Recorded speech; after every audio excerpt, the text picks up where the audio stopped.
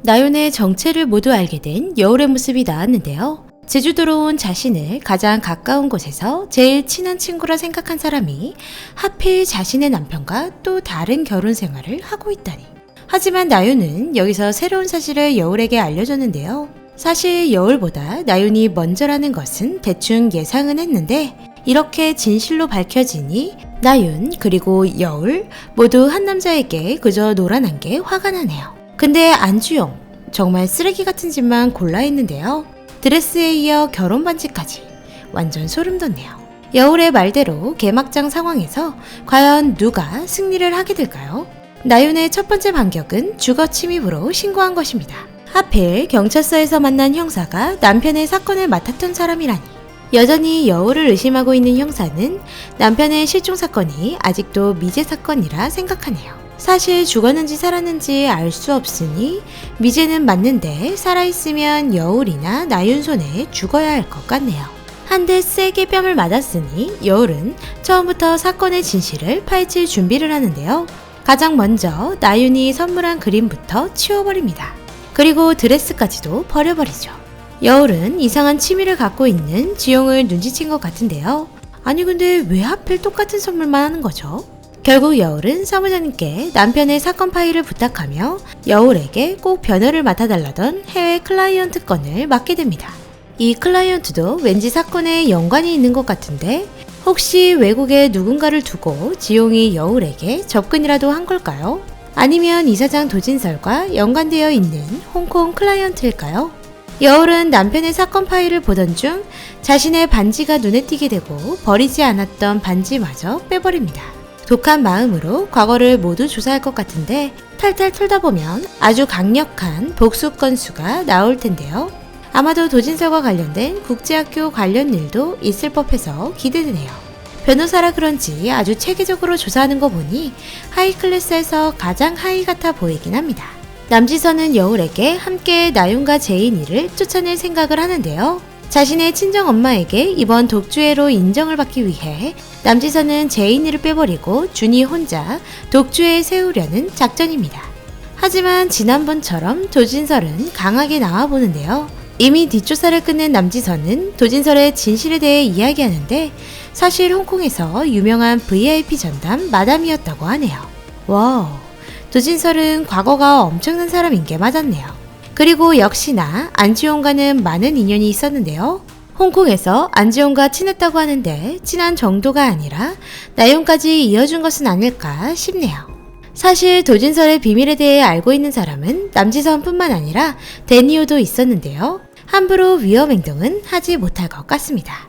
데니오는 더 이상 감당하기 힘들어질 것 같아 도진설을 도와주는 일은 그만두겠다고 선언합니다. 그럼 이제 여울을 도와 지용 그리고 국제학교를 뒤집어 놓을 수 있을까요?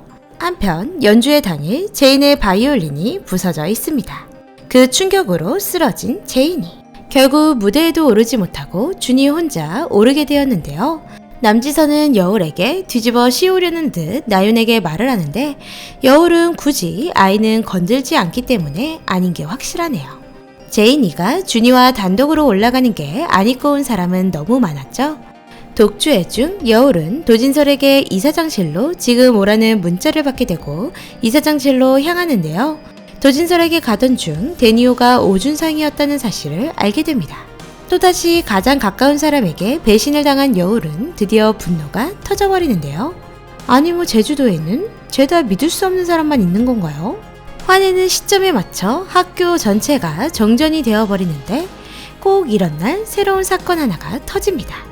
도진설의 방으로 들어간 여울은 누군가 쓰러진 모습을 보고 놀라는데요. 바로 도진설입니다. 그리고 여울이 이동하는 것을 보고 그 뒤를 쫓아 들어온 나윤. 진짜 타이밍도 하필 또다시 용의자가 되어버릴 것 같은 여울인데요. 여울은 그냥 타이밍이 매우 안 좋은 여자 같습니다. 그것도 하필 감정이 제일 안 좋은 나윤이 그 모습을 봐버리다니. 이걸로 또다시 나윤에게 당하는 여울. 두 번째 증인인 나윤은 여울이 이사장실에 도착했을 때 도진설이 살아있었다고 진술해버려 곤란해져 버립니다. 이참에 이찬이까지 데려가려는 나윤이지만 결국 여울은 또다시 증거 불충분으로 빠져나오긴 하겠죠. 그런 여우를 도울 사람은 바로 데니오일 것 같은데요. 자신이 건넨 USB의 도진설의 비밀을 아무도 몰라야 하기에 숨기려는 건지 몰래 찾으러 들어간 데니오는 도진설을 그렇게 만든 범인의 증거를 발견할 것 같습니다. 그리곤 여우를 꺼내주는데 한몫하겠죠. 사실 도진설의 사망 사건에 관련해 여러 용의자가 있었는데요. 지금 가장 감정이 안 좋은 남지선, 그리고 지용이 죽었는데도 그저 가만히 있게 만들어 힘들었던 나윤, 자신을 이곳 제주도로 불러들여 진실과 마주하게 된 여울까지. 지용 실종 사건과 마찬가지로 도진설이 죽자마자 제일 곤란한 상황이 되어버린 첫 번째 증인 여울. 어디서나 당당하고 뻣뻣한 여울을 엿먹이기 위해 누군가 문자 조작을 한 것 같은데요. 이사장실로 오라는 문자를 남긴 사람은 과연 누구일까요? 비상강은 처음 의심되는 사람은 나윤이라고 생각했는데요.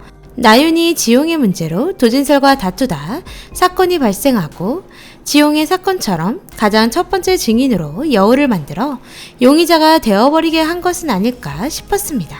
그리고 두 번째로 의심되는 사람은 남지선이었는데요. 남지선은 자신이 원하는 방향이 아닌 자꾸 멋대로 하려는 도진설이 마음에 들지 않아 뒷조사까지 진행했었죠. 하지만 남지선의 성격으로 봤을 때 엄마에게 인정받고자 하는 욕구, 그리고 자신의 가정이 완벽하길 바라는 욕구는 강하나 충동적 살인을 할 성격 같아 보이진 않네요. 마지막으로 알렉스인데요. 도진설의 가장 최측근으로 재단의 재정을 살피고 있는 재단의 재무이사입니다. 데니오가 남긴 USB를 보게 된 후 도진설의 가면이 벗겨질 위기에 처하자 가차없이 제거를 한 것은 아닐까 생각이 들었습니다.